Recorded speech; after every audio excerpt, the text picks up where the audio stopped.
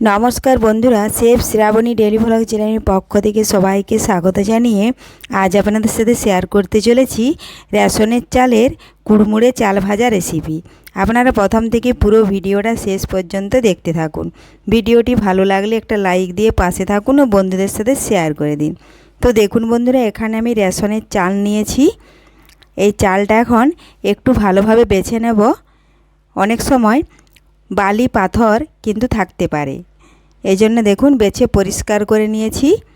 এখন আমি পরিমাণ মতো এটাতে জল ঢেলে ধুয়ে নেব। তার আগে যদি কোনো বন্ধু আমার চ্যানেলে নতুন হয়ে থাকেন, চ্যানেলটি সাবস্ক্রাইব করে বেল আইকন হলে সেট করে দিন সবার প্রথমে এই মজার মজার ভিডিও বা রেসিপি পেতে। এই দেখুন একটু বেছে নিচ্ছি, আর চালটা কিন্তু 2 থেকে 3 বার ধুয়ে পরিষ্কার করে নেব। পরিষ্কার করে নিলে সেটা কিন্তু খেতে খুবই ভালো হয়, কারণ রেশনের চাল অনেকটাই নোংরা জল বের হয়। এই দেখুন পরিমাণ মতো জল দিয়ে দিয়েছি। এখন হাত দিয়ে দেখুন এইভাবে মাখতে মাখতে আমি কিন্তু একটু ধুয়ে নেব, তা না হলে কিন্তু নোংরা জলটা বের হবে না। এই দেখুন কত ঘন সাবান জলের মতন জল বের হচ্ছে। এই জলটা কিন্তু আমি ফেলে দেব। আর চাল ভাজা খেতে কিন্তু সবারই খুবই ভালো লাগে, কারণ এখন তো প্রত্যেক দিন বিকেল হলেই ঝড় আর বৃষ্টি হচ্ছে। সেই সময় যদি চাল ভাজা খাওয়া হয় খেতে কিন্তু দারুণ হয়। এই দেখুন চালটা ধুয়ে নিয়েছি, আমি এখন ছেঁকে নিচ্ছি টকার মধ্যে। তাহলে টকার মধ্যে যে ছিদ্র আছে ছিদ্র দিয়ে চালের গায়ে এক্সট্রা জলটা কিন্তু ঝরে যাবে।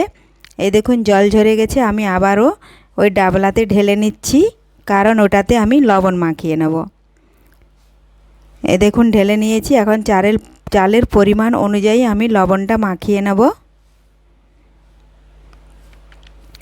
এই দেখুন 3-4টে ভাগ দিয়ে দিয়েছি।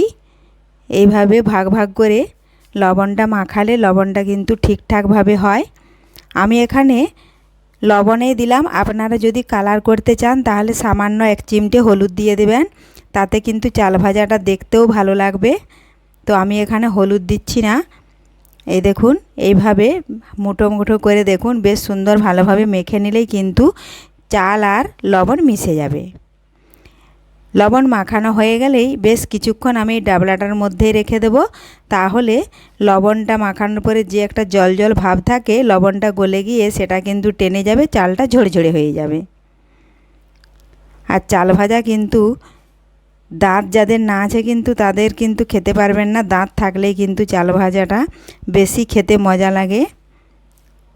তো দেখুন আমি কিছুক্ষণ মাখিয়ে নিয়েছিলাম, আর মাখিয়ে বেশ কিছুক্ষণ কিন্তু আমি রেখে দিয়েছিলাম ডাবলার মধ্যে। এই দেখুন চালটা খুবই সুন্দর দেখুন ঝরঝরে হয়ে গেছে। এই দেখুন এখন এই চালটাই কিন্তু একটু উনুনে আমি যে কড়াতে মুড়ি ভাজা হয় বা চাল নেড়ে নিই মুড়ি ভাজার জন্য, সেই কড়াইতে দেখুন একটু গরম করে নেব।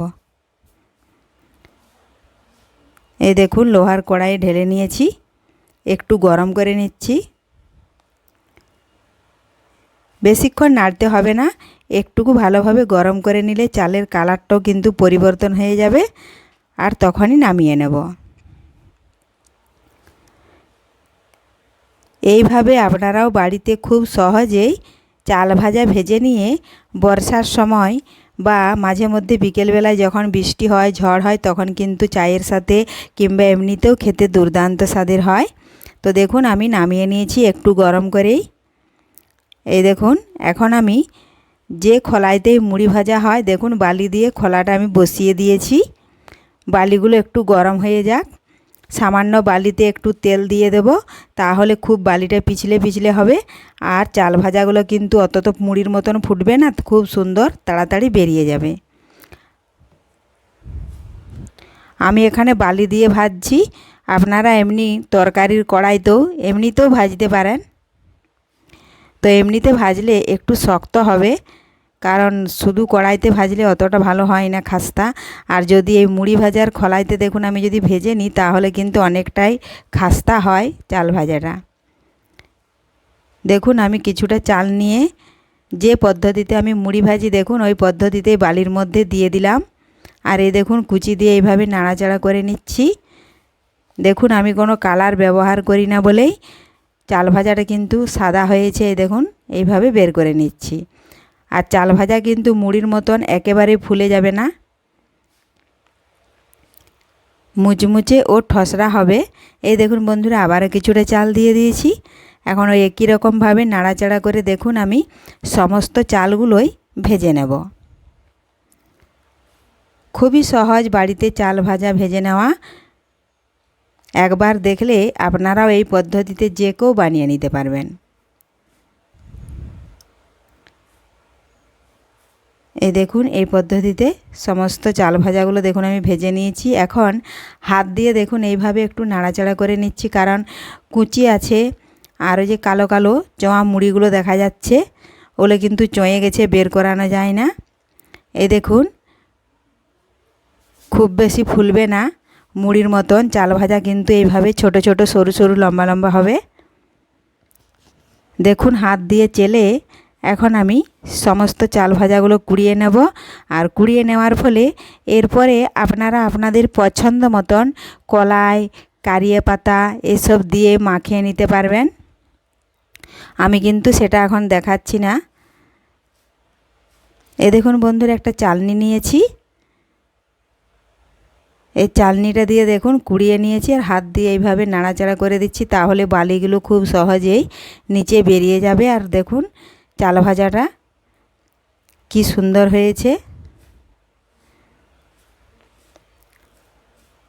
আমি আজকে আমার চাল ভাজার মধ্যে বাদাম ভাজা, ছোলা ভাজা এগুলোই কিন্তু দেব। আর আপনারা আপনাদের পছন্দ মতন সব রকম কলাই ভেজে নিয়ে কারিয়ে পাতা মিশিয়ে দিয়ে খেতে পারবেন। খেতে অসাধারণ লাগে চাল ভাজা। একবার এই পদ্ধতিতে বাড়িতে চাল ভাজা খেলে আপনারা কখনো ভুলতে পারবেন না, মুড়ি খাওয়া ভুলেই যাবেন।